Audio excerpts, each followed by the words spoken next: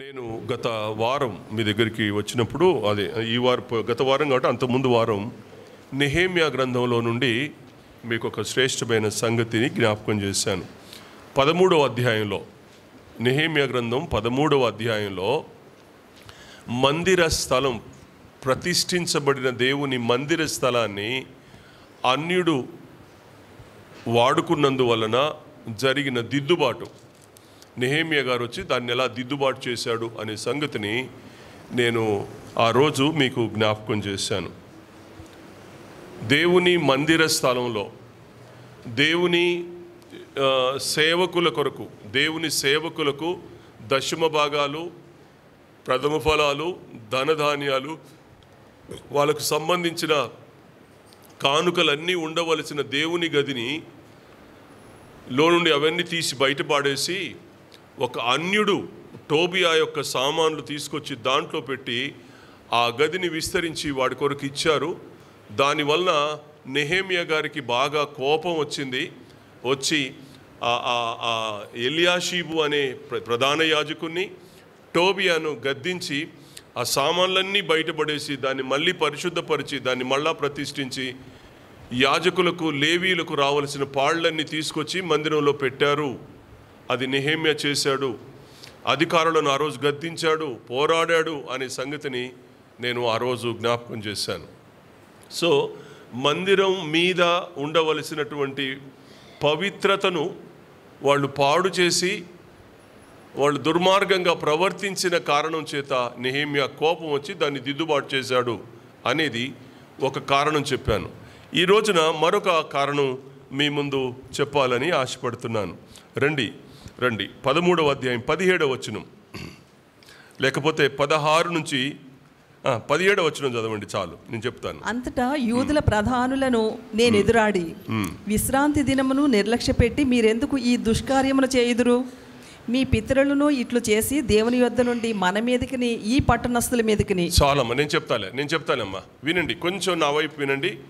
Bible తీయగలిగిన వారు తీసి దగ్గర పెట్టుకోండి, 13వ అధ్యాయం దగ్గర పెట్టుకోండి. ఒకవేళ బైబిల్ తీసే ఓపిక లేదనుకుంటే జాగ్రత్తగా నా మాటలు మీరు వినండి. నెహెమ్యా గారు, మళ్ళీ చెప్తున్నాను, 13వ అధ్యాయంలో నెహెమ్యా గారు 4 శ్రేష్టమైన సంగతులు చేశాడు, దేవుని కార్యాలు. ఒకటి ఏం చేశాడంటే, దేవుని ప్రతిష్ఠిత స్థలాన్ని, మళ్ళీ పాడైపోయిన దేవుని ప్రతిష్ఠిత స్థలాన్ని బాగు చేశాడు. 1. 2, లేవీయులకు రావలసిన పాళ్లను లేవీయులకు ఇప్పించాడు. ఆ గదిని శుభ్రం చేసి లేవీయులు పొలాలకు పారిపోయి వాళ్ళు కూలి పనులు చేసుకుంటుంటే మళ్ళందరినీ పిలిపించుకొని వచ్చి లేవీయులు అంటే దేవుని సేవకులకు రావలసిన ప్రతి పాలు ఇప్పించి వాళ్ళని మళ్ళీ క్షేమస్థితిలో నడిపించినటువంటి నెహెమ్యా ఇక్కడ మనకు కనబడతాడు. 2 విషయాలు నేను గత వారం చెప్పాను. ఈ వారం మరొక 2 విషయాలు చెప్పడానికి ప్రయత్నం చేస్తాను నాకున్న సమయాన్ని బట్టి. ఈ వారం ఇంకొక 2 దిద్దుబాట్లు చేస్తూ ఉన్నాడు. ఈ 2 దిద్దుబాట్లు ఏంటి అని అంటే, విశ్రాంతి దినాన్ని గూర్చిన దిద్దుబాటు. యూదులు కదా, యూదులు విశ్రాంతి దినాన్ని దేవుని సన్నిధికి తప్పకుండా రావాలి. ఆదివారం దేవుని పిల్లలమైన మనం ఎలా తప్పకుండా మందిరానికి వచ్చి ఆరాధిస్తామో, విశ్రాంతి దినాన యూదులందరూ కూడా దేవుని మందిరానికి వెళ్ళాలి. ఇది రూల్, ఇది ధర్మశాస్త్రం చెప్పిన సంగతి. దేవుని పరలోకపు ఆలోచన మోషే ధర్మశాస్త్రంలో రాయబడిన విధి అది. కనుక విధిని తప్పకుండా పాటించాలి. ఆ పాటించే క్రమంలో వీళ్ళు ఏం చేశారు అనంటే 17వ వచనం ఇలా ఉంది, అంతటా యూదుల ప్రధానులను నేను ఎదురాడి విశ్రాంతి దినమును నిర్లక్ష్యపెట్టి మీరెందుకు ఈ దుష్కార్యం చేయుదురు అన్నాడు. వాళ్ళు చేసిన తప్పేంటి అనంటే, విశ్రాంతి దినమును వాళ్ళు నిర్లక్ష్య పెట్టారు. ఎవరిలాగా?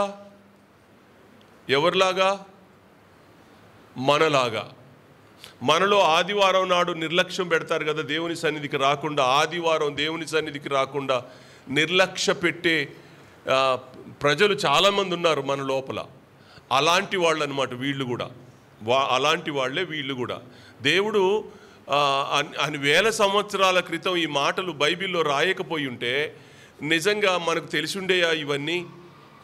దేవుడు కొన్ని వేల సంవత్సరాల క్రితమే చర్చెస్లో, మందిరాల్లో, సంఘాలలో ఏం జరుగుతాయో అవన్నీ కూడా దేవుడు ముందుగా రాసి పెట్టడం ఎవరికి మేలు? ఎవరి మేలు కొరకు రాశాడు? మన మేలు కొరకు రాశాడు. మన మేలు కొరకు రాశాడు. ఈ మరణం, ఈ మేలు ఏంటి అని అంటే, ఎవరైతే వాళ్ళు అది శుక్రవారం, ఆ రోజున శనివారం, ఈ రోజున మనకు ఆదివారం, దీన్ని గుర్తుపెట్టుకోండి. విశ్రాంతి దినాన్ని నిర్లక్ష్య పెట్టిన యూదుల కొరకు ఆ రోజు రాయబడింది.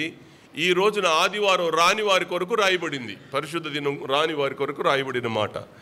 ఎందుకు రాయడం, వాళ్ళు ఎందుకు రావడం లేదో రాశాడు ఇక్కడ.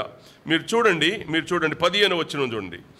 ఆ దినములలో యూదులలో కొందరు విశ్రాంతి దినం ద్రాక్ష తొట్లను త్రొక్కుటయు, గింజలు ఏ పని చేయకూడదు. మొట్టమొదట ఇది గుర్తుపెట్టుకోండి. యూదులు కొందరు విశ్రాంతి దినమును ద్రాక్ష చెట్లను తొక్కుటయు, గింజలు కొట్టల్లో వేయుటయు, గాడిదల మీద బరువులు మోపుటయు, ఏమి చేయకూడదు. అంటే ఒక్క పని కూడా చేయకూడదు. ఏ పని చేయకూడదు. ఇది మొదటిది. ఏంటి? ఈ ద్రాక్ష తొట్లు, గింజలు, గాడిదల మీద బరువులు మోపి అమ్ముకోవడానికి అంటే తినే పదార్థాలను కూడా అమ్ముకోవడానికి నువ్వు ఏ పని చేయకూడదు అనేది ఒక రూల్ ఉంది. ఇది ధర్మశాస్త్రంలో ఉంది. ఆదివారం నాడు ఏ పని చేయకూడదు, వ్యాపారమే చేయకూడదు. ఇది దాని లెక్క.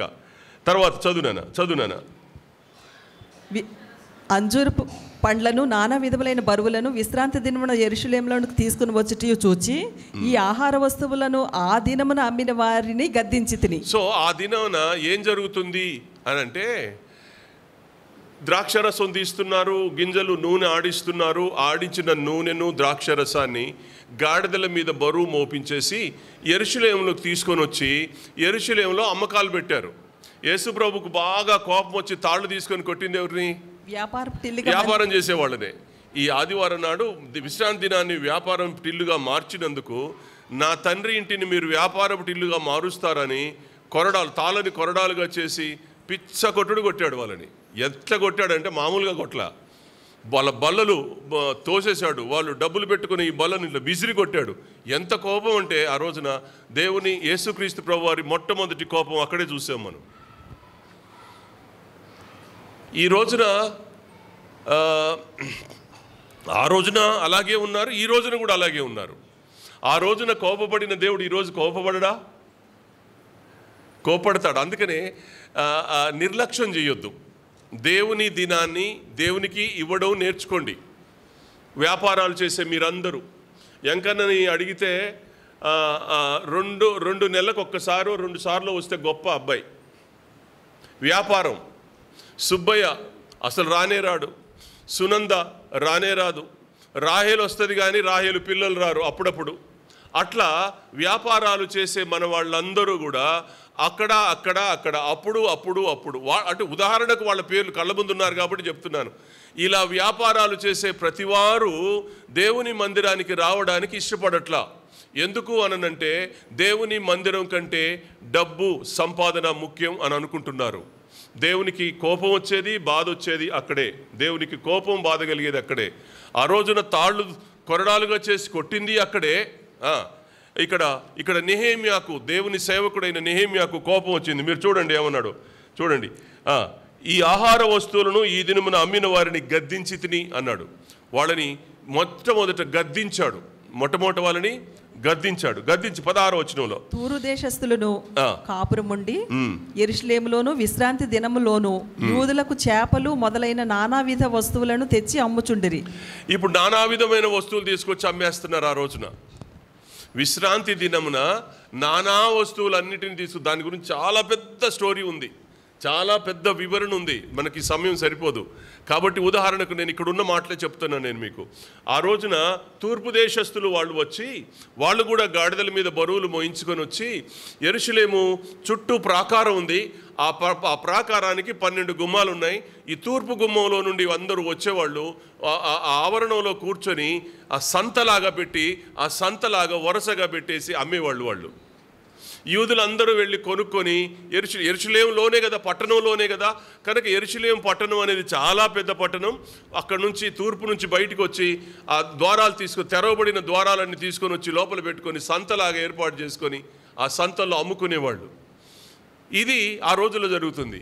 ఆ రోజున సంత పెట్టారు కాబట్టి మళ్ళీ ఆ వారమే సంత పెడతారు కాబట్టి యూదులు గుడికి రాకుండా ముందు సంతకెళ్ళాలి, మనోళ్ళు కనుక చర్చికి రాకుండా ముందు అంగడికి పోవాలి, ఆ మాంసమో ఈ మాంసమో ఆ మాంసం కొనుక్కొని రావాలి, ఇంట్లో పెట్టి ఇక్కడికి రావాలి. ముందు దానికి ప్రియారిటీ, దీనికి ప్రియారిటీ ఇవ్వరు. చాలామంది ఉన్నారు ప్రబుద్ధులు, మనలో కూడా చాలామంది ప్రబుద్ధులు ఉన్నారు, దానికి మాత్రమే ప్రియారిటీ ఇచ్చేవాళ్ళు. సో అట్లా చేయమాకండి. అది ఏదో ఒక రోజు పాపంగా మారుద్ది, మీ పీక పట్టుకుంటుంది, మీరు ఇబ్బంది పడతారు. సరే, ఇక్కడ జరిగిన సంగతి చెప్తున్నాను. తర్వాత చదవండి, ఏమైంది? అంతటా యూదులు ప్రధానులను నేను ఎదురాడి విశ్రాంతి దినమును నిర్లక్ష్య పెట్టి మీరెందుకు ఈ దుష్కార్యమును చేయుదురు? దుష్కార్యం ఏది? వ్యాపారం చేసుకోవడం దుష్కార్యమా? వ్యాపారం చేసుకోవడం దుష్కార్యమా? వ్యాపారం చేయడం దుష్కార్యం కాదు. వ్యాపారం చేసుకోండి, కానీ ఎప్పుడు చేయకూడదు? ఆ రోజు చేయకూడదు. దేవుని దినాన్ని దేవునికి అప్పగించిన తర్వాత మిగతా రోజుల్లో మీరు వ్యాపారం చేసుకోండి. అది ఆయన చెప్తున్నాడు. దుష్కార్యము అనే మాట దేవుని దినాన్ని ధిక్కరించకూడదు, దేవుని దినాన్ని పాడు చేయకూడదు. దేవుని దినం దేవునిదే. దేవుని ఆరాధించవలసిన దినం దేవుని దగ్గరికి వచ్చి ఆరాధన చేయాలి. దానికి బదులు వ్యాపారాలు చేసుకుంటానంటే కుదరదు అని చెప్తున్నాడు ఆయన. కుదరదు అని చెప్తున్నాడు. వ్యాపారం చేసుకునే పిల్లలందరూ, మీరందరూ కూడా, ఎవరైనా కానీ ఏ వ్యాపారంలో ఉన్నా, మీరు ఎలాంటి వ్యాపారాల్లో ఉన్నప్పటికీ మీరు దేవుని మందిరానికి రావాలి. ఆ వారం ఖచ్చితంగా మీరు మిస్ అవ్వద్దు. ఇది ఒక ప్రిన్సిపల్గా పెట్టుకోండి. దీన్ని ఖచ్చితంగా దానికి ఇంపార్టెన్స్ మీరు ఇవ్వాలని నేను కాదు, వాక్యం చెప్తా ఉంది. రైట్, చూడండి. అని మీ పితరులు ఇట్లు చేసి దేవుని యొద్ద నుంచి మన మీదికిని ఈ పట్టణస్థుల మీదికిని కీడు రప్పింపలేదా? అయితే మీరు విశ్రాంతి దినమును నిర్లక్ష్య పెట్టి ఇశ్రాయేలు మీదకి కోపము మరి అధికముగా రప్పించుచున్నారని చెప్పి ఒక రీజన్ చెప్తున్నాడు నెహెమ్యా. ఒక రీజన్ చెప్తున్నాడు. ఏమి రీజన్ చెప్తున్నాడంటే, అసలు నెహెమ్యా రాజుగారికి గిన్నె అందించేవాడు కదా. మీరు వినాలి, నా మాట వినండి ప్లీజ్, నా మాట వినండి. రాజుగారికి గిన్నె అందించేవాడు ఎవరు? నెహెమ్యా. రాజుగారికి గిన్నె అందించేవాడు యెరూషలేముకి ఎందుకు వచ్చాడు? మందిర పని మీద. యెరూషలేము పాడైంది. బబులోను రాజు వచ్చి యెరూషలేము దేవాలయాన్ని కూలగొట్టాడు, ప్రాకారాలు కూడగొట్టాడు, ఇళ్ళు కూలగొట్టాడు, సమస్తాన్ని పాడు చేసి వెళ్ళిపోయాడు. చాలామందిని చెరబట్టుకొని వెళ్ళాడు. ఇప్పుడు యెరూషలేము పాడైపోయింది. పాడైపోయిన యెరూషలేమును బాగు చేసుకోవడం కోసం ఏడ్చి రాజుగారి దగ్గర కొంత ధనం తీసుకొని వచ్చి యెరూషలేము నుండి 52 రోజుల్లో బాగు చేశాడు. 52 రోజుల్లో యెరూషలేమును బాగు చేసి గోడలు కట్టించి దానికి మళ్ళీ పూర్వ వైభవం అంత బాగా రాకపోయినా మొత్తానికి ఒక ఆకారాన్ని దానికి పెట్టి అద్భుతం చేసి వెళ్ళిపోయాడు. వెళ్ళి సెలవు తీసుకున్నాడు. 6వ వచనం చూడండి. ఆ సమయంలో నేను యెరూషలేములో ఉండలేదు, ఎందుకనగా బబులోను దేశపు రాజైన అర్తహషస్త ఏలుబడి యందు 32వ సంవత్సరమున నేను రాజును దర్శించి కొన్ని దినములైన తర్వాత రాజునొద్ద సెలవు పుచ్చుకొని యెరూషలేమునకు వచ్చి ఎల్యాషీబు దేవుని మందిరములో ఇదంతా పాడవడం చూశాడు. ఇక కొన్ని రోజులు సెలవు, ఇది 52 రోజుల్లో ఇది కట్టించి మళ్ళీ రాజుగారి దగ్గరికి వెళ్ళాడు.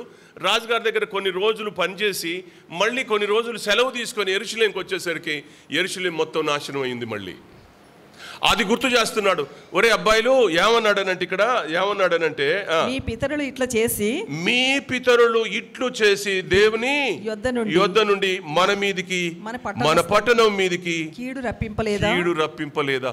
మీ పితరులు ఇలాగే చేశారా బాబోయ్, దండం పెడతానా. మీ పితరులు ఇలాగే చేశారు.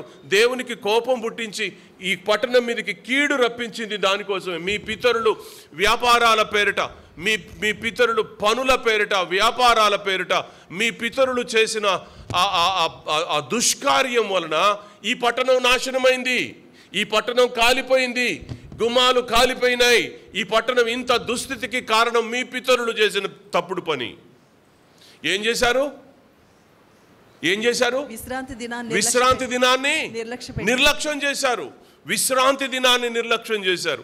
ఆదివారం పరిశుద్ధ దినాన్ని నిర్లక్ష్యం చేశారు. పింకీ మీ నాన్నతో చెప్పు, ఆదివారం నాడు డ్యూటీకి వెళ్ళొద్దు నాన్న, వ్యాపారం కాదు, నువ్వు మందిరానికి రమ్మని చెప్పు. ఎల్సి నువ్వు చెప్పు మీ ఆయన గారికి. చెప్తావా? వింటున్నాడా? భలే నవ్వుతున్నావులే. మీరు వినండి, వ్యాపారాలు చేసే ప్రతి వారు దేవుడు కీడు రప్పించడానికి కారణాలు ఇవి, దేవునికి కోపం పుట్టించడానికి కారణాలు ఇవి. లేఖనం చెప్తుంది, నేను చెప్పే మాట కాదు ఇది. ఆయన అన్నాడు, ఇంకో మాట అన్నాడు, అంటూ ఏమన్నాడు? ఇశ్రాయేలు మీదకి కోపము మరీ అధికముగా రప్పించుచున్నారని చెప్పితిని. అయితే మీరు విశ్రాంతి దినం నిర్లక్ష్యం పెట్టి ఇశ్రాయేలు మీదకి కోపం మరీ అధికంగా రప్పించుదురని చెప్పాడట. వాళ్ళు మీ పితరులు, కొద్దిగా గొప్ప భక్తున్న మీ పితరులు విశ్రాంతి దినాన్ని పాడు చేసినందుకే ఆయన కోపం వచ్చి కీడు చేశాడు. అసలు భక్తిహీనులైన మీరు అసలు విశ్రాంతి దినాన్ని మరింత నిర్లక్ష్యంగా చేస్తే ఆయన కోపం మరీ అధికంగా కోపం వస్తుంది, మరి అధికంగా మీరు కీడులోకి పడతారు అని చెప్తా ఉన్నాడు. దేవుని బిడ్డలారా, నేను ప్రేమతో చెప్తున్నాను. నాకు మీరంటే కోపమా? నిజంగా చెప్పండి. నాకు రాహేల్ అంటే కోపమా? గోపి అంటే కోపమా? ఎంకన్నంటే కోపమా? సునంద్ అంటే కోపమా? ప్రవీణ్ అంటే కోపమా? ఎవరన్నా నాకు కోపం లేదు. మీరందరూ మంచి పిల్లలు, ఇందులో డౌటే లేదు. మీరందరూ అద్భుతమైన వ్యక్తులు. కానీ ఎక్కడికి వస్తే దేవుని మందిరం దగ్గర మీరు తప్పు చేస్తున్నారు కాబట్టి లేఖనం ద్వారా మిమ్మల్ని గద్దించాలో, లేకపోతే బతిలాడాలో, లేకపోతే ఒక సూచన చేయాల్సిన పరిస్థితి ఏర్పడింది వాళ్ళ. దయచేసి గమనించండి, విశ్రాంతి దినాన్ని పాడు చేసినందువలన, పితరులు పాడు చేసినందున యెరూషలేము నాశనమైంది. ఆయన ఇదంతా కట్టించి శుభ్రం చేసి మళ్ళీ తిరిగి వచ్చేసరికి మళ్ళీ అదే తప్పు చేశారు. మరీ అధికంగా కీడు మీరు రప్పించడం కోసమే కదా ఇదంతా చేశారని అంటున్నాడు. అప్పుడు ఏం చేశాడో చూడండి, ఆయన చేసిన పని చూడండి. తర్వాత వచ్చింది చదువు. మరియు విశ్రాంతి దినమునకు ముందు చీకటి పడినప్పుడు యెరూషలేము గుమ్మములను మూసివేయవలననియు విశ్రాంతి దినము గడుచు వరకు వాటిని తీయకూడదనియు నేను ఆజ్ఞాపించితిని. ఇప్పుడు ఏం చేస్తున్నాడంటే కొంచెం దిద్దుబాటు కార్యక్రమాలు చేస్తున్నాడు. ఒక వారం, చాలా కాలం క్రితం, ఇప్పుడు చేయట్లే నేను, ఒక వారం ఏం చేశానంటే చర్చికి అందరూ ఆలస్యం వచ్చి, వాస్తవంగా ఆ రోజు తప్పు నాదే, అందరిది కాదు, కానీ క్రమం నేర్పడం కోసం ఆ రోజు మన అమ్మ చచ్చిపోయింది. శారమ్మ గారు చనిపోతే తెల్లవార్లు ఆల్ నైట్ ప్రార్థన చేసి అక్కడ టైంకు రాలేదని తాళం వేశా.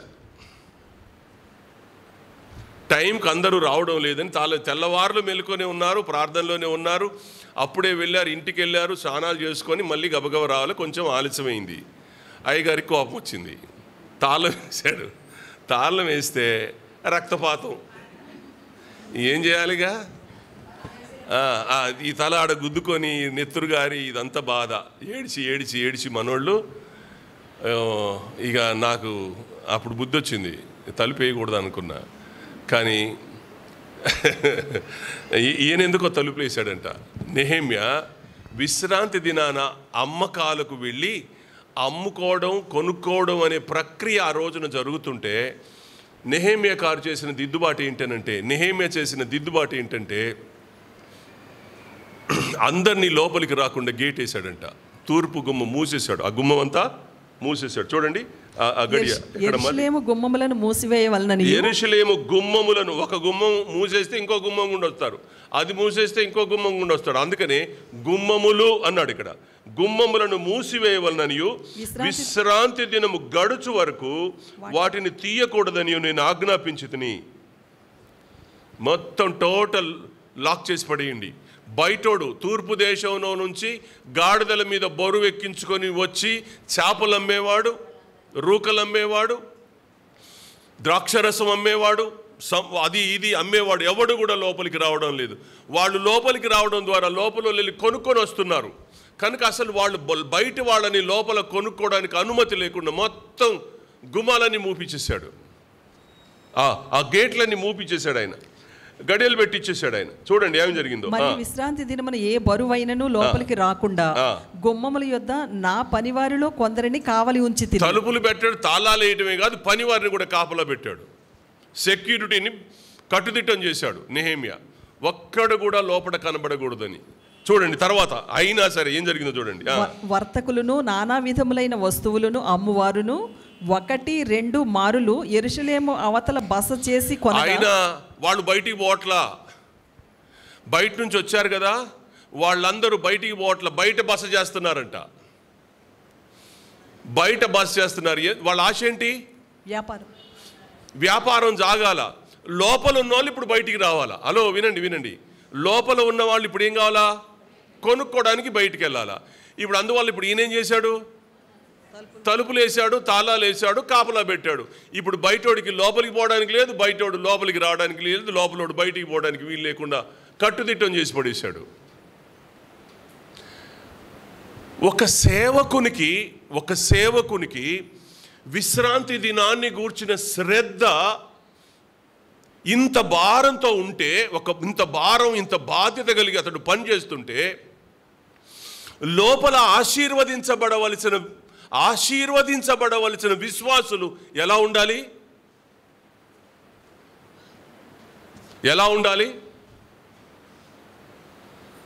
ఇప్పుడు ఈ పనంతా చేసేది నెహెమ్యాకు డబ్బు లేదనా? నెహెమ్యాకు ఉద్యోగం లేదనా? నెహెమ్యాకు ఏమీ లేదు, ఏం తక్కువైందని? రాజుగారి దగ్గర గిన్నె అందించేవాడంటే ఎవరైనా సామాన్యమైన పోస్ట్ అది, ఉన్నతమైన పోస్ట్ అది. ఈయన తాగితేనే ఆయన తాగాలి, ఈయన తింటేనే ఆయన తినాలి, ఈయన రుచి చూస్తేనే ఆయన రుచి చూడాలా.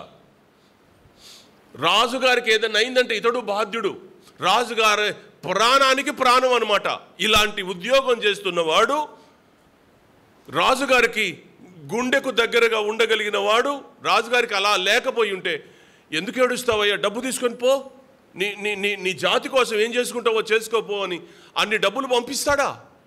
అంటే ఎంత అధికారం అయినది, ఎంత మంచితనం అయింది, దేవుని కొరకు ఎంత భయభక్తులు గలవాడు. అంత ఉద్యోగంలో ఉండి అంత రాబడి కలిగి అంత పలుకుబడి కలిగిన వ్యక్తే దేవుని కొరకు విశ్రాంతి దినం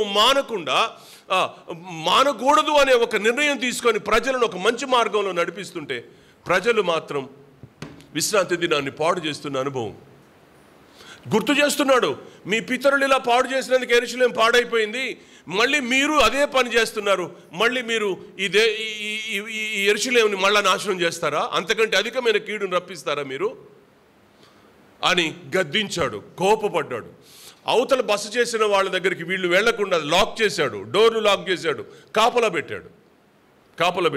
తర్వాత చూడండి ఏం చేశాడు. నేను వారిని గద్దించి వారితో ఇట్లాంటిని, మీరు గోడ చాటున ఎందుకు బస చేసుకొంట్రి? మీరు ఇంకొకసారి ఇలాగ చేసిన ఎడల మిమ్మల్ని పట్టుకొందునని చెప్పి తిని. అప్పటి నుండి విశ్రాంతి దినమున వారు మరి రాలేదు.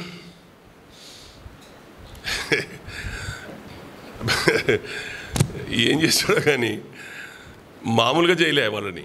ఇది చదవడానికి ఈజీగా కామన్గా ఉంది కానీ ప్రాక్టికల్గా ఒకవేళ డ్రెస్ చేసుకొని, పోలీస్ డ్రెస్ చేసుకొని, చేతిలో కొరడాలు పట్టుకొని వెళ్ళుంటే ఎలా ఉంటుందో సీన్ అలా ఉందన్నమాట. ఆ రోజున వాళ్ళ దగ్గరికి వెళ్ళాడు, గద్దించాడు, కోపపడ్డాడు. ముందు మర్యాదగా చెప్పాడు, 2 సార్లు 3 సార్లు మర్యాదగా చెప్పాడు, వినలేదు. సరిగదా బయట బస్ చేశారు, చూశాడు, కనిపెట్టాడు. తానే స్వయంగా వెళ్ళి ఏం చేశాడు చూడండి. వాళ్ళంట చూడండి, గోడ చాటున ఎందుకు బస చేసుకొంటిరి? మీరు ఇంకొకసారి ఈలాగు చేసిన ఎడల మిమ్మును పట్టుకొందునని చెప్పి తిని. అప్పటి నుండి విశ్రాంతి దినమున వారు మరి రాలేదు. అరెస్ట్ చేసి లోపల పెడతా, మన భాషలో చేసి చెప్పాలంటే బొక్కలు ఎరగొడతా అన్నాడు అనమాట. మన భాషలో మాట్లాడాల్సి వస్తే మిమ్మల్ని బొక్కలు ఎరగొడతానన్నాడు అనమాట ఆయన. అంత భయపెట్టాడు వాళ్ళని. ఆ రోజు నుంచి విశ్రాంతి దినాన వ్యాపారాలు నిలిచిపోయినాయి. వ్యాపారం విశ్రాంతి దినాన నిలిచిపోతే ప్రజలు ఏం చేస్తారు? ఆరాధనకు వస్తారు.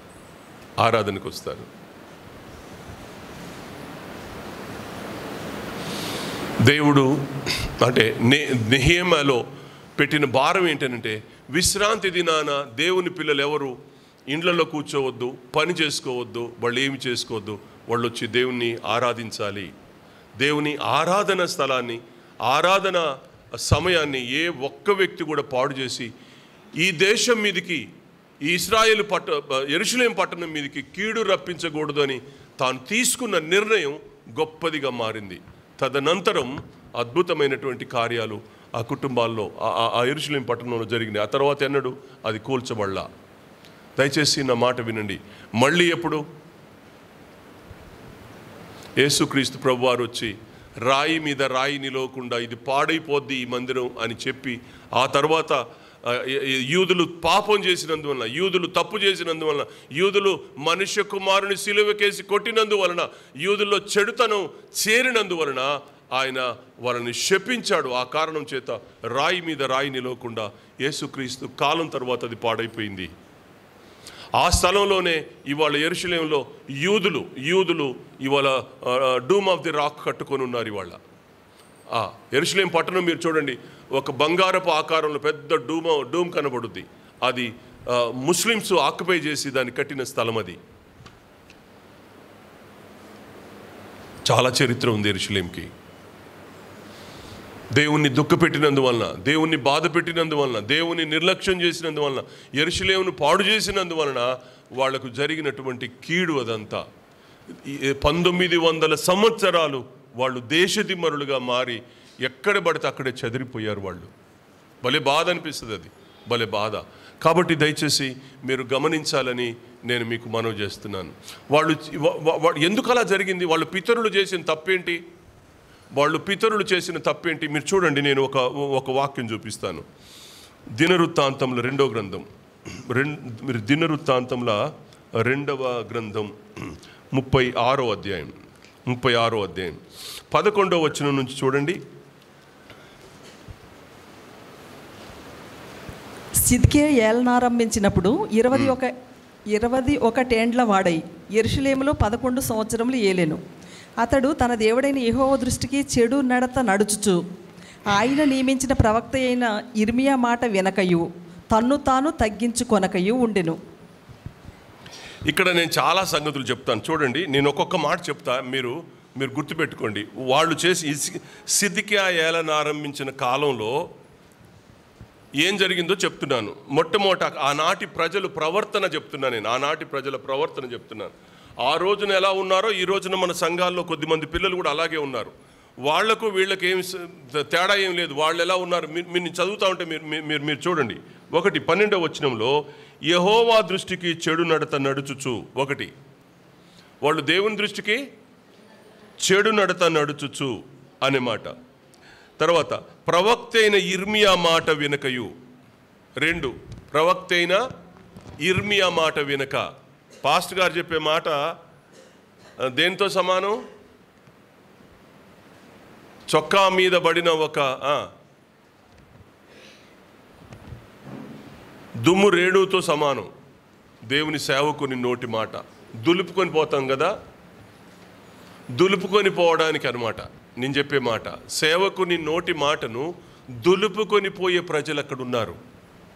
1 నేను చెప్పాను, చెడు నడత నడిచారు. ప్రవక్త ఇర్మియా మాట వినకయు తమ్ము తాను తగ్గించుకొనకయు. తమ్ము తాము తగ్గించుకొనకయు. దేవుని నామమును బట్టి తన చేత ప్రమాణం చేయించుకుని నెబుకద్నెజరు ఇక్కడ అతడు మొండితనము వహించుట చేత. ఏంటంట? మొండితనము వహించారంటే ఏమవుద్ది గుడికి పోయేది ఏందా? ఇంత పని ఉంటే గుడికి పొమ్మంటావు, ఎవడు చెప్పాడా మీకు? గుడికి పోయిన కాడ నుంచి 10 రూపాయలు కానుకేయాలా? సమయం అంతా వేస్ట్. 2 గంటలు కూర్చోబెడతాడు. ఆయన చెప్పి విసుకొట్టించి తలకాయ నొప్పి పుట్టుద్ది గుడికి పోతే. ఏముందయ్యా గుడికి? మొండితనం ఏమీ లేదు. మనుషుల తత్వం. తర్వాత మీరు చూడండి, అమ్మా ఇశ్రాయేలు దేవుడైన యెహోవా వైపు తిరగక, ఇశ్రాయేలీల దేవుడైన యెహోవా వైపు తిరగక తమ మనసును కఠినపరుచుకున్నారంట. దేవుని దగ్గరికి రావడానికి మనసు బాగుండదు, మనసు కఠినపరుచుకుంటారంట వీళ్ళు. ఎంత దారుణం అండి ఈ అనుభవాలు. చూడండి ఇంకా అంటాడు, అదిగాక యాజకులలో జనులలోను అధిపతులకు వారు అన్ని జనులు పూజించు హేయమైన విగ్రహములను పెట్టుకొని ఇక్కడికి దిగజారిపోయారు. ఆఖరికి ఇక్కడికి దిగజారిపోయారు. మందిరానికి రాక చెడుతనాన్ని నింపి హృదయం కఠినపరుచుకొని ప్రవక్త అయిన ఇర్మియా మాట వినకుండా మొండితనం వహించే వాళ్ళు ఎక్కడికి దిగజారుతారు అనంటే విగ్రహారాధన చేసేదాకా, విగ్రహ పూజలు చేసేదాకా, విగ్రహ సంబంధమైన అనుభవాలను అనుసరించేంత వరకు దిగజారిపోతారు. ఏమీ డౌట్ లేదు, ఏమీ డౌట్ లేదు. మన కళ్ళ ముందే ఇవన్నీ మనకు కనబడతాయి, మన కళ్ళ ముందే ఇవన్నీ కనబడతాయి. ఏమీ డౌట్ లేదు. ఇవాళ నేను చెప్పే మాట కాదు ఇది. ఎవరు చెప్పారు? ఆనాడు చరిత్ర చెప్పింది. ఆనాడు దేవుని పిల్లలు చేసిన పొరపాట్లు రాశాడు దేవుడు, పరిశుద్ధాత్మ దేవుడు. ఆనాడు దేవుని పిల్లలు ఏ తప్పులు రాశాడో ఇవాళ అదే తప్పులు దేవుని పిల్లలైన మనం కూడా చేస్తున్నాం. యూదులు ధర్మశాస్త్రాన్ని బట్టి చెయ్యకూడని పనులు వాళ్ళు చేశారు. కృపను ధర్మశాస్త్రాన్ని రెండింటిని తిరస్కరించి మనం చేస్తున్నాం. ఈ రోజున మనం కూడా అంతకంటే ఘోరమైన తప్పిదాలు మనం చేస్తున్నాము. ఎంత దారుణమైన అనుభవం చూడండి. హేయమైన విగ్రహములను పెట్టుకొని బహుగా ద్రోహులై. ఎవరు వీళ్ళు? ఈ పని చేసేవాళ్ళు దేవునికి ఎవరు? ద్రోహులు. ప్రేమతో చెప్తున్నాను, ఈ ద్రోహ కార్యాలు మీరు చెయ్యకండి. ఇది దేవునికి ద్రోహ కార్యం మీరు చెయ్యొద్దు అని నేను బ్రతిమిలాడుతూ ఉన్నాను. మిమ్మల్ని హెచ్చరించడంలా బ్రతిమిలాడుతున్నాను. మీరు వాక్యం వినేవాళ్ళైతే, దేవుని దయగల మాట వినేవాళ్ళైతే, ప్రవక్త మాట వినేవాళ్ళైతే, సేవకుని బోధ వినేవాళ్ళైతే దయచేసి నా మాట వినండి. దేవునికి ద్రోహ కార్యం ఇది. దేవునికి ద్రోహ కార్యం చేయకండి. అది మీకు మేలు కాదు, మీకు అది కీడు. ఆనాడు యెరూషలేం కీడులో పడడానికి, యెరూషలేం పాడైపోవడానికి కారణాలు ఇవన్నీ. అదే ఈరోజు మళ్ళీ చెప్తున్నాను, ఈ పనులు చేయడం వల్ల కీడు మన మీదికి రాకుండా మనం జాగ్రత్త పడాలి. చూడండి ఇంకా ఏమంటాడో. యెహోవా యెరూషలేములో పరిశుద్ధపరిచిన మందిరమును అపవిత్రపరిచిన, ఆఖరికి మందిరాన్ని కూడా అపవిత్రపరిచే అనుభవంలోకి దిగజారిపోయారు. మందిరం ఎట్లా అంటే ఇక చాలా రీజన్స్ ఉన్నాయి, చాలా రీజన్స్ ఉన్నాయి. కాబట్టి దేవుని మందిరాన్ని పాడు చేసే అనుభవం దాకా దిగజారిపోయారు వాళ్ళు. ఎంత దారుణమైన అనుభవాలు ఇవన్నీ. ఈ రోజున మన వాళ్ళందరూ కూడా ఇలాంటి పనులు చేస్తూ ఉన్నారు. ప్రార్థన చేద్దాం, భారంగా ప్రార్థన చేయాలి. మేడగది ప్రార్థన సహవాసం మీద ఏ భారం ఉంది అనంటే కన్నీళ్లతో ప్రార్థన చేసే భారం ఉంది. మనం ప్రార్థన మాత్రమే చేయగలిగితే చాలు. ఉన్నంత వరకు మనం మాదిరిగా ఉండగలిగితే చాలు, మంచిగా ఉండగలిగితే చాలు. ఒకరిద్దరు ఎవరో, ఇద్దరో, ముగ్గురో, నలుగురో, 10 మందో ఈ అనుభవాల్లో ఉన్నారు. వాళ్ళని మనం రప్పించుకోవాలంటే మిగతా మనందరం కూడా మంచి మార్గంలో నడవగలిగితే వాళ్ళు కూడా మారిపోతారు. మీరు వాళ్ళతో పాటు మీరు కూడా ఏకీభవిస్తే వారితో పాటు మీరు కూడా పాలివారు అన్నాడు యోహాన్ పత్రికలో. అన్నాడమ్మా, వారికి నమస్కారం చెయ్యొద్దు. గుర్తుందా మీకు ఆ వాక్యం? చేర్చుకోవద్దు. చదువు, ఆ మాట చదువమ్మా. యోహాన్ పత్రికలో ఉంటుంది.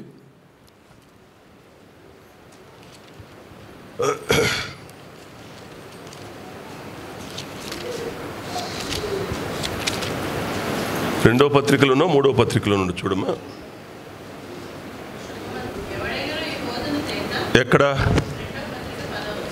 రెండో పత్రిక 10వ వచనం చూడండి. ఎవడైనను ఈ బోధను తేక మీ యొద్దకు వచ్చిన ఎడల వానిని మీ ఇంట చేర్చుకొనవద్దు.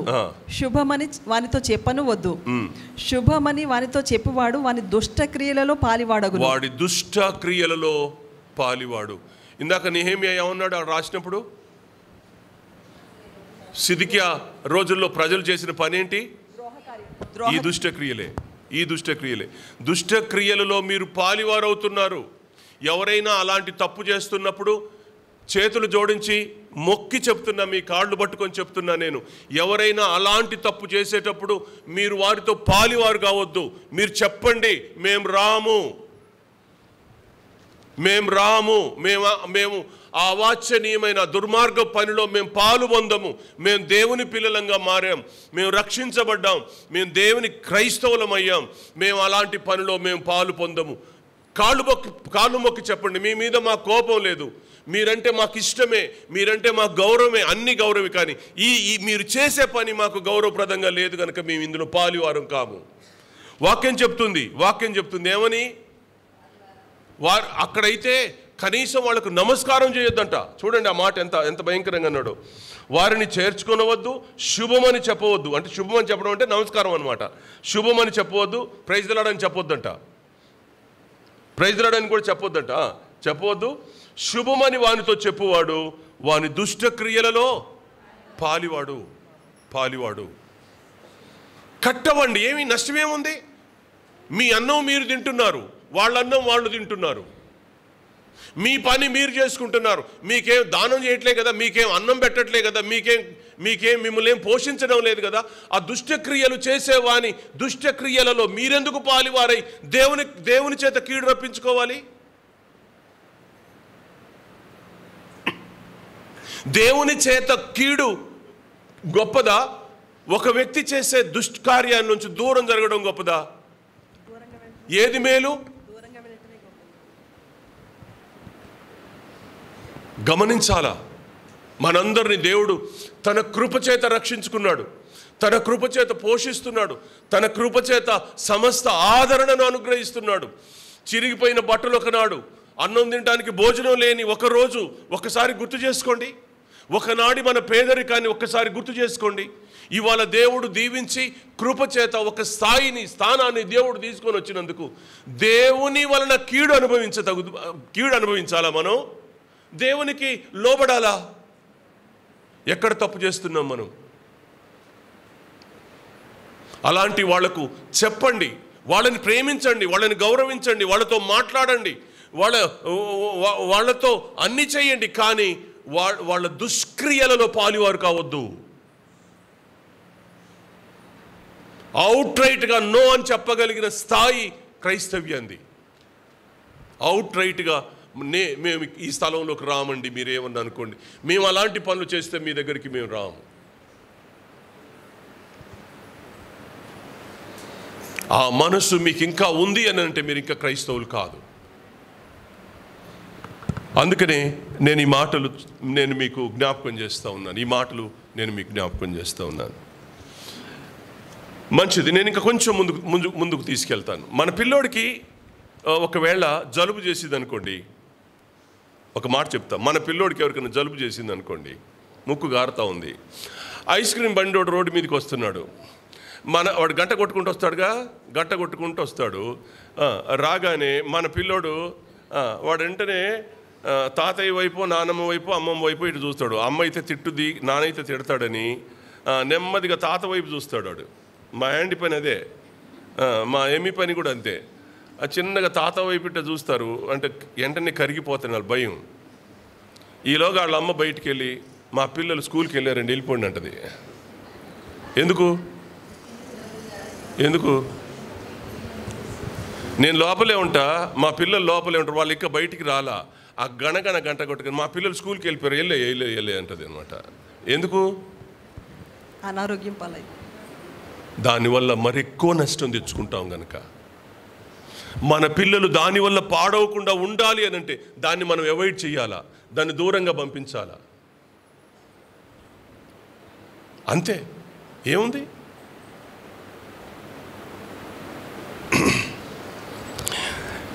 ఇది నెహెమ్యా గారు చేసిన దిద్దుబాటు.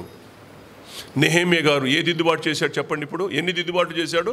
13వ అధ్యాయంలో మందిరం మీద ఉన్న గదిని శుభ్రం చేయించి లేవీయులకు పాలు అందులో పెట్టాడు. లేవీయులు ఎప్పుడు కూడా కడుపు నిండా తినాలా. దేవుని సేవకులు ఎండిపోకూడదు, దేవుని సేవకులు కూలి పని పోకూడదు, దేవుని సేవకులు అడుక్కోకూడదు, దేవుని సేవకులు ఏమీ లేనివారుగా ఉండకూడదు. ఆ బాధ్యత దేవుని సంఘానిది. అదే నెహెమ్యా దిద్దుబాటు చేశాడు. ఇటు లేవీయులను కాపాడాడు, అటు మందిరంలో మీద కట్టబడిన గదిని కాపాడాడు, ఆ పోర్చర్ని కూడా కాపాడాడు. రెండు మంచి ఏకకాలంలో 2 పనులు చేశాడు. 3వ పని ఆయన చేసింది ఏంటంటే ఆదివారం నాడు లేదా విశ్రాంతి దినం చర్యను బాగు చేశాడు. గేట్లు పెట్టేశాడు, బరువులు మోసేవారిని లోపలికి రాకుండా, లోపల ఉన్న వారిని బయటికి పోకుండా ఎక్కడికక్కడ కట్టుదిట్టం చేశాడు. కట్టుదిట్టం చేసి కాపలా పెట్టాడు. వ్యాపారాలని నిలిపేశాడు. వ్యాపారాలు చేసుకునే వారిని గద్దించాడు. వ్యాపారాలు చేసుకునే వారిని పాడు చేశాడు. నెహెమ్యా కాలంలో విశ్రాంతి దినం అద్భుతంగా జరిగింది. ఆరాధనలు బాగా జరిగినాయి. యేసుక్రీస్తు కాలం వచ్చేసరికి మళ్ళీ వ్యాపారాలు ప్రారంభించబడ్డారు. ఆ రోజున మళ్ళీ యేసయ్య బాగా కొరడాలు తీసుకుని కొట్టాడు. అది నేను అక్కడికి వెళ్ళట్లే, మళ్ళీ టైం ఉండదు నాకు. కాబట్టి దేవుడు దేన్ని దిద్దుబాటు చేశాడు? విశ్రాంతి దినం ఆచరించే దగ్గర ఒక అద్భుతమైన దిద్దుబాటుని ఆ రోజు చేశాడు. నేను 4వ మాట చెప్పేసి నేను ముగిస్తాను, త్వరగా చెప్పి ముగిస్తాను. రండి ఇక్కడ 23వ వచనం చదవండి. నెహెమ్యా గ్రంథం 23వ వచనం చూడండి. ఆ దినములలో అష్టోదు, అమ్మోను, మోయాబు సంబంధులైన స్త్రీలను వివాహం చేసుకునే కొందరు యూదులు నాకు కనబడిరి. వారి కుమారులలో సగం మంది అష్టోదు భాష మాట్లాడువారు. వారు ఆయా భాషలు మాట్లాడువారు గాని యూదుల భాష వారిలో ఎవరికి రాదు. ఇప్పుడు చూడండి, ఇక్కడ జరుగుతుంది మరొక సంగతి చెప్తున్నాను. వీళ్ళంట ఆ దినములలో అష్టోదు, అమ్మోను, మోయాబు సంబంధులైన స్త్రీలను వివాహము చేసుకున్న కొందరు యూదులు నాకు కనబడిరి. ఎవరిని పెళ్లి చేసుకున్నారు యూదులు? అన్యులను పెళ్లి చేసుకున్నారు. అన్యుల్ని పెళ్లి చేసుకున్న కొద్ది మందిని నెహెమ్యా చూశాడట. ఎవరిని పెళ్లి చేసుకున్నారు? మళ్ళీ చెప్తున్నాను, అన్యులను. ఆ అన్యులు లోపలికి వచ్చిన తర్వాతనంట జరిగింది చెప్తున్నాడు. అక్కడ అంటాడు ఆయన, వారి కుమారులలో సగం మంది అష్టోదు భాష మాట్లాడువారు.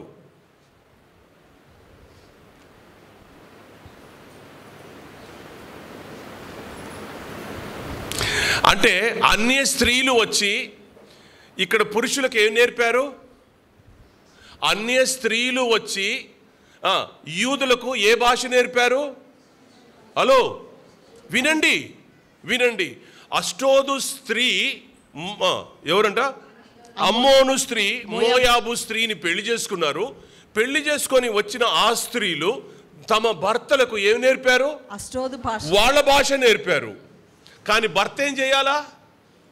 చూడండి, ఆ మాట చూడండి, తర్వాత మాట. వారు ఆయా భాషలు మాట్లాడేవారు కానీ యూదుల భాష వారిలో ఎవరికి రాదు. కానీ యూదుల భాష వాళ్ళకు రాలేదంట. ఎంత దరిద్రం అండి! అవతల నుంచి వచ్చే వాళ్ళ అలవాట్లు నీకు నేర్పుతారు కానీ నీ అలవాట్లు వాళ్ళకెందుకు నేర్పుతావు? సిగ్గు శరం ఉండదు.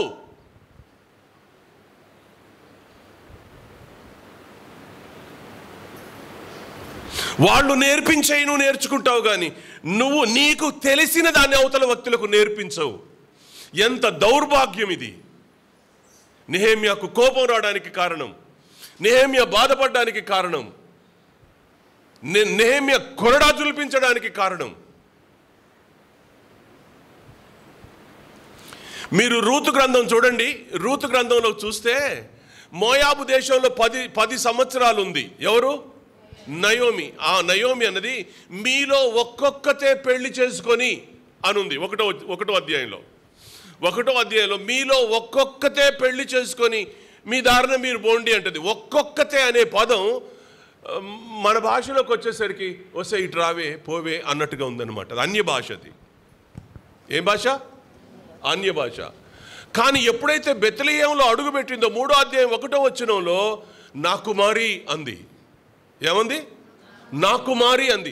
నా కుమారి అనేది యూదా భాష, ఒక్కొక్కతే అనేది మోయాబు భాష, మోటు భాష. వీళ్ళు అష్టోదు భాష మాట్లాడేవారుగా ఉన్నారంట కానీ యూదా భాష మాట్లాడేవారుగా లేరంట. అంటే ఎవరిని ఎవరు తిప్పుతున్నారు? మీరు ఆలోచించాలా. అన్యులను పెళ్లి చేసుకుంటే అన్యులు క్రైస్తవుని నాశనం చేస్తారు. అన్యులను పెళ్లి చేసుకుంటే అన్యులు వాళ్ళ భాష వీళ్ళకు నేర్పుతారు, వీళ్ళ భాష వాళ్ళు నేర్చుకోరు. వాళ్ళకి ఇష్టం ఉండదు. దేవుని వాక్యం అన్నా, దేవుని భాష అన్నా, దేవుని ప్రార్థన అన్నా, దేవుని వాక్యం అన్నా వాళ్ళకి ఇష్టం ఉండదు. మీరు పోతే పోండి, మేము రాం. ఏం నేర్పుతారు? మన బిడ్డలకు మనం ఏమి నేర్పుకోవాలి?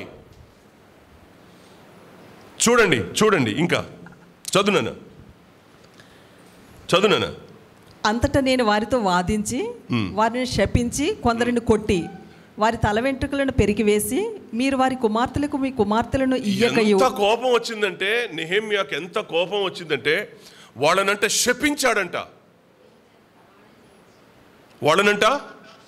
శపించాడంట. చూడండి ఇంకా. వారిని కొందరిని కొట్టి వారి తల వెంట్రుకలను పెరిగివేసి మీరు వారి కుమార్తెలకు మీ కుమార్తెలను ఇయ్యకయు మీ కుమారులకైనను మీకైనను వారి కుమార్తెలను పుచ్చుకొనకయు ఉండవల్లని వారి చేత దేవుని పేరిట ప్రమాణం చేయించి. తల వెంట్రుకలు పెరికేశాడంట, జుట్టు పట్టుకొని ఈడ్చాడంట, బోడగుండు చేశాడంట. అంత కోపం వచ్చింది ఆయనకి. ఏం చేశాడు? మనం జరుగుతున్న సంఘటనలను చూసి నోరు మూసుకొని మౌనంగా ఉండటాన మనకేం కనబడట్లా.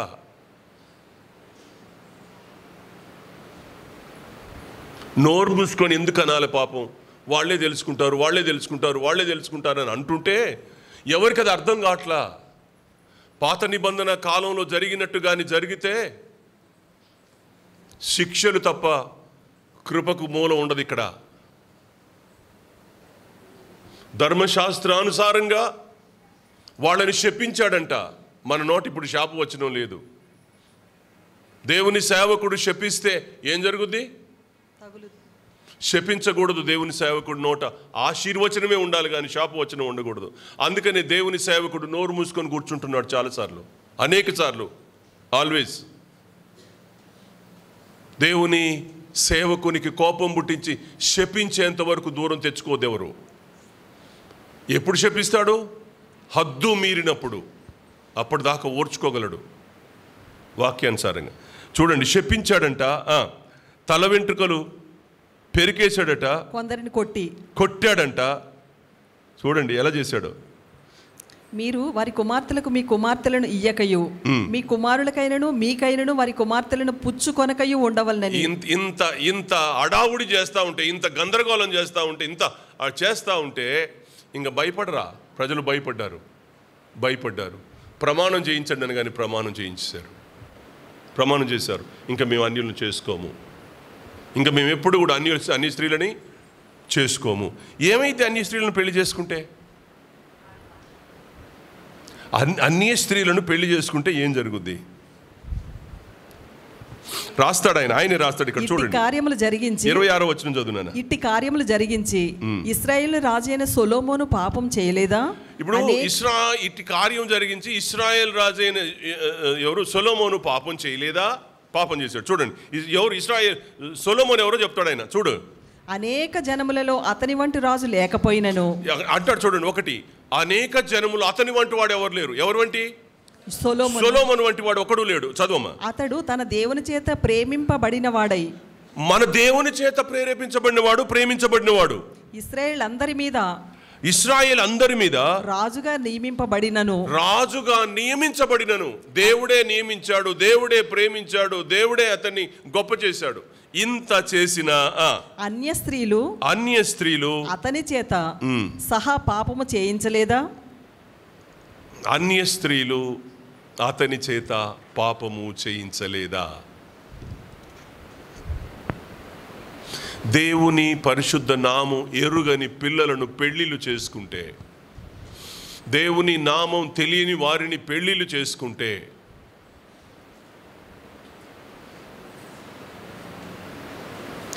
జరిగే పరిణామం ఇది. రాజులు మొదటి గ్రంథం 11వ అధ్యాయం 4 నుండి చూడండి. సొలొమోను వృద్ధుడైనప్పుడు అతని భార్యలు అతని హృదయమును ఇతర దేవతల తట్టు త్రిప్పగా. ఒకటి, అతని భార్యలు అతని ఇతర దేవతల తట్టు తిప్పగా. అతని తండ్రి అయిన దావీదు హృదయము వలె అతని హృదయము దేవుడైన యెహోవా ఎడల యథార్థము కాకపోయెను. అర్థమైందా మీకు? తండ్రి ఏమో యథార్థవంతుడు, కొడుకేమో యథార్థతను తప్పిపోయినవాడు. భార్యల చేత ఏం చేశాడు? ఇతర దేవతలను ఆశించాడు, పూజించాడు, ఆ వైపు మళ్ళాడు. దానికి కారణం ఎవరు? తన భార్య. అన్య స్త్రీలను పెళ్లి చేసుకోవడానికి గల కారణం ఎవరు? సొలొమోను దేవుని చేత ప్రేమించబడినవాడు, దేవుని చేత హెచ్చించబడినవాడు, దేవుని చేత రాజ్య పాలనకు వచ్చినవాడు, దేవుని చేతనే గొప్ప చేయబడినవాడు, మహాభక్తుడైన దావీదు కుమారుడు. ఇంతటి వాడు పాపం చేశాడు. అతడు పాపం చేయడానికి కారకులు ఎవరు అనంటే భార్యలు. ఎవరా భార్యలు? ఎంత దారుణమైన అనుభవం, ఎంత దారుణమైన అనుభవం. వాళ్ళవి మనం నేర్చుకుంటాం కానీ మనం వాళ్ళవి నేర్పవునన్న. చాలామంది అంటారు ఆమె మన ఇంటికి వచ్చిన తర్వాత మన మార్గంలో నడుచుద్ది కదా, ఆమె మన ఇంటికి వచ్చిన తర్వాత మన పద్ధతుల్లో నడుచుద్ది కదా, ఆమె మన ఇంటికి వచ్చిన తర్వాత అన్నీ మన పద్ధతులే చేసుద్ది కదా.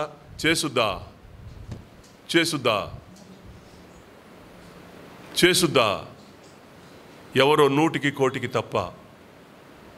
అది కూడా ఆ ఇంట్లో క్రైస్తవ డిసిప్లిన్ ఉంటే తప్ప, పెద్దవాళ్ళు గద్దించేవారు ఉంటే తప్ప. పెద్దవాళ్లే చెడిపోయినప్పుడు ఇంకా మిగతా వాళ్ళ సంగతి ఏంటి?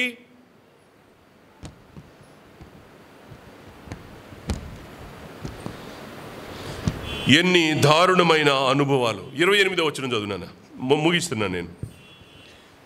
ప్రధాన యాజకుడును ఎల్యాషీబు కుమారుడునైన యోయాద కుమారులలో ఒకడు హోరోనీయుడైన సన్బల్లట్టునకు అల్లుడాయను.